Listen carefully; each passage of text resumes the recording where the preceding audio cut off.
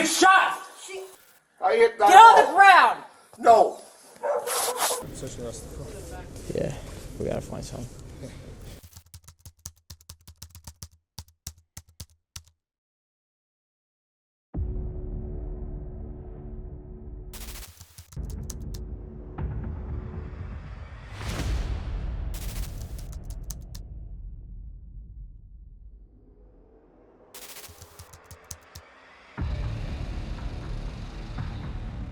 Sergeant Alfred Flores, officers Eleazar Alejandro and Nathaniel Villalobos. 3 San Antonio police officers were suspended without pay because they killed a 46-year-old woman named Melissa Perez. It all happened when she didn't follow the police's instructions to leave her apartment. Police got a call saying that the woman was cutting wires to a fire alarm system. Officers reached there, and Perez spoke to a fire department official. Then the officer asked her to come over, and she refused. Hey, lady, get over here. Perez went back inside her apartment and locked the door. The officers kept talking to Perez through a window in the back patio, asking her to come out. But Perez didn't come out of the house because the officers had no warrant. And then the situation escalated from here. You're gonna get shot! One officer attempted to open the window, and Perez threw a glass candle holder at him. Later, she swung a hammer at an officer but missed and hit the window, which broke it. One officer shot at her, but she wasn't hit. However, moments later, Perez moved towards the window again, still holding the hammer, and all 3 officers fired their guns. More than a dozen shots were fired. Perez was hit at least twice and died at the scene. Perez's story was found to be really disappointing. She had schizophrenia, a mental illness.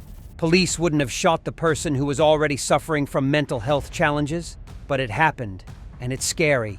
Perez's children, aged 9 to 24, were feeling an overwhelming sense of sadness after their mother's death. Her whole family struggled with this incident, and they appealed for justice. And the most horrifying fact is, it's not the only case in which a mentally unstable person became a victim. Police use of force has been closely looked at across the country, especially in situations involving people experiencing mental health problems. Daniel Prude died following an interaction with the police, and he wasn't mentally stable. In Virginia, Irvo Otieno passed away after security officers at a state mental health facility held him down on the floor. Furthermore, in California, Miles Hall was shot by police during what his family described as a mental health crisis.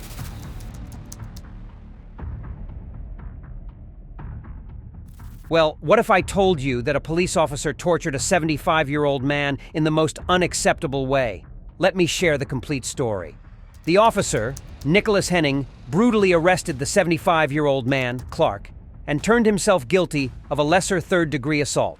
He was sentenced to 2 years in jail and a $5,000 fine. He also promised he wouldn't work as a police officer in Colorado anymore. Idaho Springs police were responding to a false report from a neighbor about an assault. He banged on the door, or through the wall. Bam, bam, bam. When the officers talked to the suspect, who said he was a man in his 70s, he was holding a weapon that looked like a sword with sharp edges on both sides. The Idaho Springs police also described the weapon similarly. After that, officers went to Clark's house. When Clark opened the door, he held a souvenir sword from Hawaii. Even though he put the sword down when the officers asked him to, Henning used a taser on him. It caused Clark to fall and hit his head, and he had to get medical help right away because of the injuries he got. The video was horrible for the Clark family, and it took them 8 weeks to see it. After this incident, Clark was taken to the hospital, and when his family got there, officers and nurses told them that he'd punched a girl next door, and he came after the officers with a machete. But is this a reality? Or was there something else that the police wanted to cover up? But when everyone saw the video, it was clear that Clark complied with all of their orders, except for getting down on the ground. I hit that Get on wall. the ground! No. He was standing in his boxers, trying to explain what was happening, when his neighbors hit the wall. They hit that wall so hard, I thought they were going to come through the wall. And instead of listening to him, he had been tased, dragged out, handcuffed. Then, Officer Henning grabbed the sword and threw it in the hallway. And that's not all.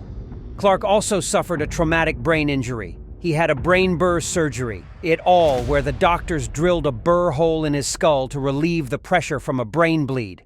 Wouldn't have happened if he had not been tased, or would it?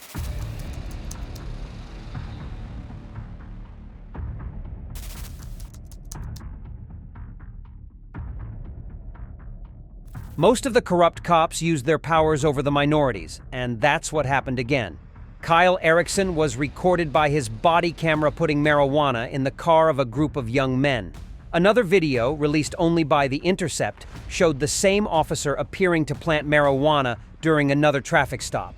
It raised doubts about the reliability of internal review processes. In both cases, two officers from the 120th Precinct, Kyle Erikson and Elmer Pastran, pulled over cars for minor traffic violations and said they smelled marijuana in the vehicles. Because the car smells like marijuana, so we're going to check it, all right? The body camera footage from both incidents showed the officers searching the cars thoroughly for several minutes but found nothing.